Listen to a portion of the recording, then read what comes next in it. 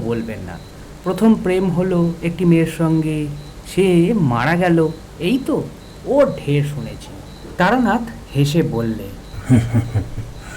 ঢের শোনোনি, শোনো, কিন্তু বিশ্বাস যদি না করো তাও আমায় বলবে। এইরকম গল্প বানিয়ে বলতে পারলে একজন গল্প লেখক হয়ে যেতুম হে।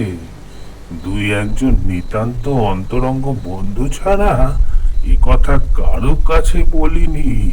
ঠিক এই সময় বাড়ির ভেতর থেকে তারানাথের বড় মেয়ে চারু ওরফে চারি দু পেয়ালা গরম চা, দুখানা করে পরোটা ও আলু ভাজা আনলো। চারি 10 বছরের মেয়ে, তারানাথের মতোই গায়ের রং বেশ উজ্জ্বল, মুখ চোখ মন্দ নয়। আমায় বলল, কাকাবাবু, লেসের কাপড়ের ছবিটা আনলেন না? চারির কাছে কথা দিয়ে রেখেছিলাম, ধর্মতলার দোকান থেকে তার উল বোনার জন্য একটা ছবি ও প্যাটার্নের নকশা কিনে দেবো। বললাম, আজ ফুটবলের ভিড় ছিল, কাল এনে দেবো ঠিক। চারি দাঁড়িয়েছিল।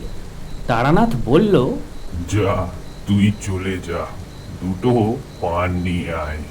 মেয়ে চলে গেলে আমার দিকে তাকিয়ে বললে, ছেলে পেলের সামনে সেসব গল্প। উম, চাটা খেয়ে নাও। পরোটা খানা? না না, ফেলতে পারবে না। ইয়ং ম্যান তোমরা এখন। খাওয়ার বেলায় অমন ওই বৃষ্টির জলে হাত ধুয়ে ফেলো।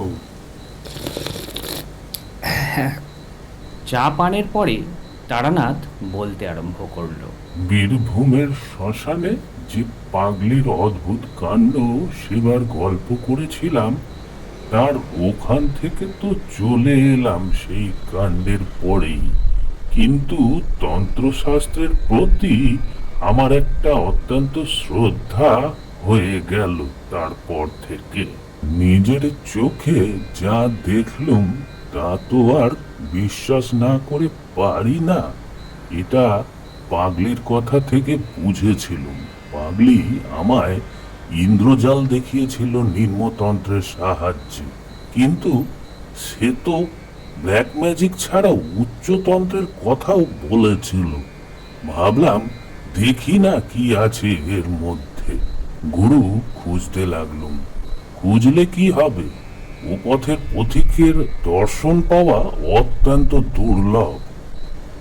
এই সময়ে বহু স্থান ঘুরে বেরিয়ে আমার দুটি মূল্যবান অভিজ্ঞতা হলো। প্রথম, ধনী জ্বালানো সাধুদের মধ্যে 99% জন ব্যবসাদার। ধর্ম জিনিসটা এদের কাছে